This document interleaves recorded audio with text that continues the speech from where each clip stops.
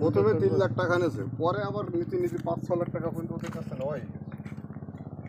দেখেন বারোদা আপনার শ্মশানঘাট থেকে আপনাদেরকে ভিডিও ফুটেজের মাধ্যমে দেখাচ্ছি। এখানে গভীর অনুসন্ধানে আমরা জানতে পারছি যে কালীগঞ্জ উপজেলা চেয়ারম্যান মতি আব্দুল লতিফ সাহেব আর মেম্বার কালাম গাজী থেকে এই অবৈধভাবে একজন লোক কিন্তু এখানে বসিয়েছে এবং তার কাছ থেকে আমরা গভীর অনুসন্ধানে জানতে পারছি যে 3 লক্ষ টাকা নিয়েছে কিন্তু এই একজন লোক বসানোর জন্য।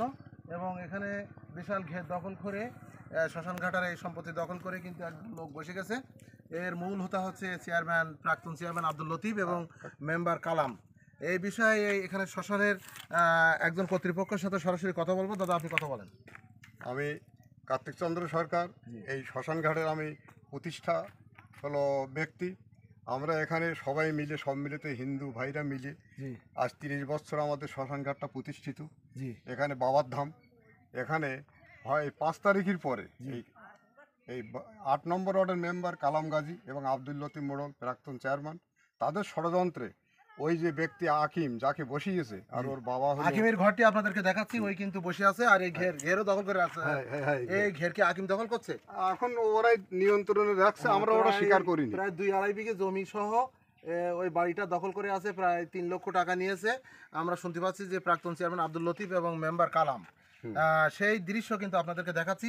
প্লাস এই মন্দির শ্মশানঘাট কর্তৃপক্ষ কার্তিক বাবুর সাথে আমরা কথা বলছিলাম।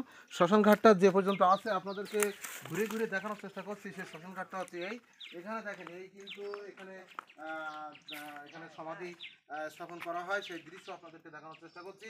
সাথে সাথে প্রাক্তন চেয়ারম্যান আব্দুল লতিফ এবং এই কালাম মেম্বার থেকে এই অঞ্চলের এই খালটি কিন্তু বন্দি করে রেখেছে এবং মানুষ পানিবন্দি হয়ে আছে। কিন্তু সেই খালের দৃশ্যটাও কিন্তু আপনাদের দেখাচ্ছি। খালটা কিন্তু পানিবন্দি অবস্থায় আছে এখানে, সেই দৃশ্যটা আপনাদেরকে দেখানোর চেষ্টা করছিলাম।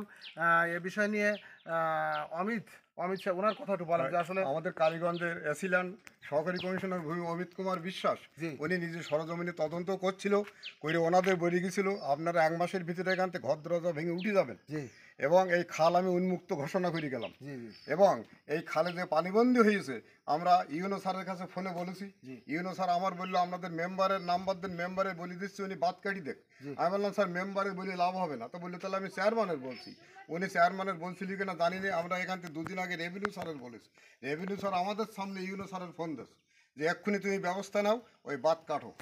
তারপরেও আমরা কোনো সারা শব্দ পাইনি। এই দেখেন, আপনারা সরজমিনে দেখেন পানিবন্দি। আপনাদেরকে সরাসরি সেই শ্মশানঘাট থেকে অবৈধ শ্মশানঘাটের সম্পত্তি দখল করেছে প্রাক্তন চেয়ারম্যান, সেই দৃশ্য আপনাদেরকে সরাসরি ভিডিও ফুটেজের মাধ্যমে দেখানোর চেষ্টা করছিলাম।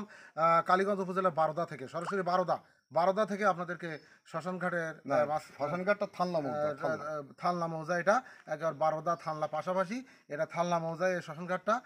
এখানে প্রশাসনিক ঊর্ধ্বতন কর্তৃপক্ষের দৃষ্টি আকর্ষণের জন্য সহৃদয় হস্তক্ষেপ কামনা করছেন এই কার্তিক বাবু।